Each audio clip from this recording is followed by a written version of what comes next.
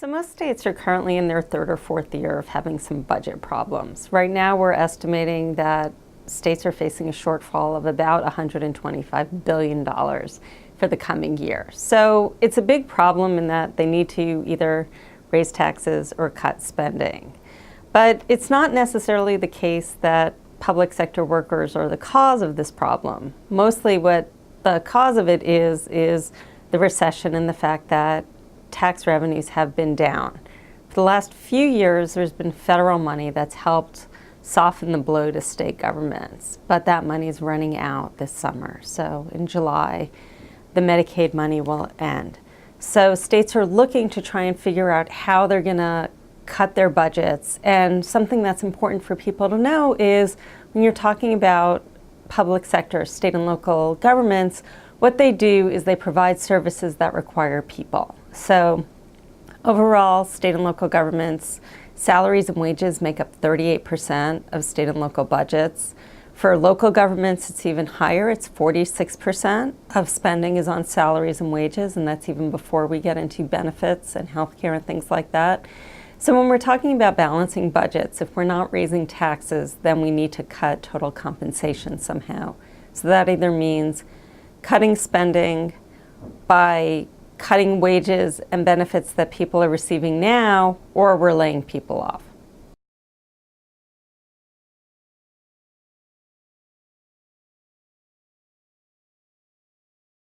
The average state and local worker receives a pension of about $22,000, $23,000.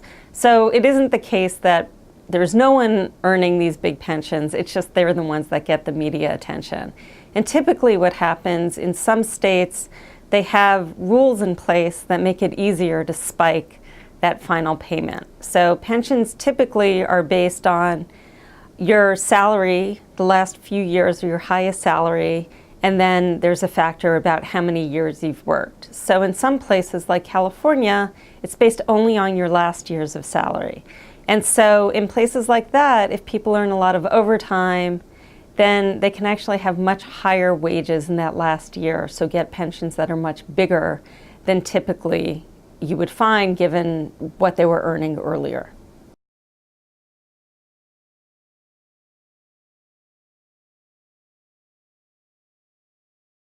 There are different ways that you can affect pension agreements. So states will get into trouble if they try and not pay the benefits already promised. So there have been a couple of states, Colorado, North Dakota, Minnesota, have actually tried cutting the cost of living. So that's just the inflation factor for retirees. And they're right now in the courts where retirees are arguing that this is an infringement of a legal contract. So for current retirees, it's really hard to cut the benefits they're currently receiving.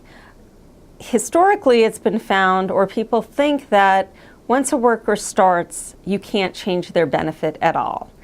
It's not clear whether that's really true or not, but it's been taken to be the case that once you start working, even if you're 22 or 23, they can't change what your benefit is. Now, what's going on in Wisconsin and in some other states is you can change the amount that workers have to contribute to their pension. So if you don't cut the amount of the benefit, but you say that the worker has to increase the share of the contribution that gets paid towards that benefit, that's been found to be legal, and that's part of the collective bargaining process.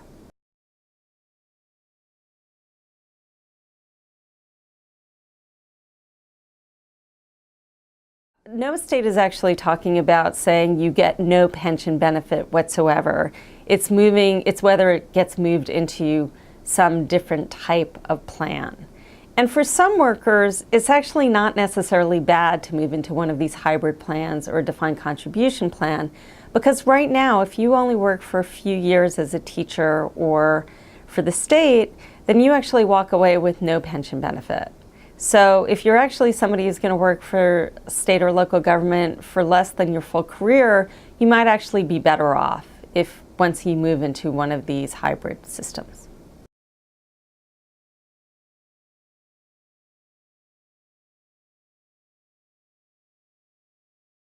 Anybody who's retired now isn't really going to see any problem or any change to their pension. You might see something where the cost of living has changed, but nobody's taking away the pensions that people who are currently retired have earned.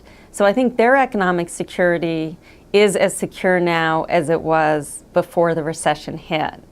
Now, there is some question about what longer-term workers or new workers are going to add and whether there's going to be more uncertainty or less generous pension benefits going forward. But for the current retirees, I think they're doing fine.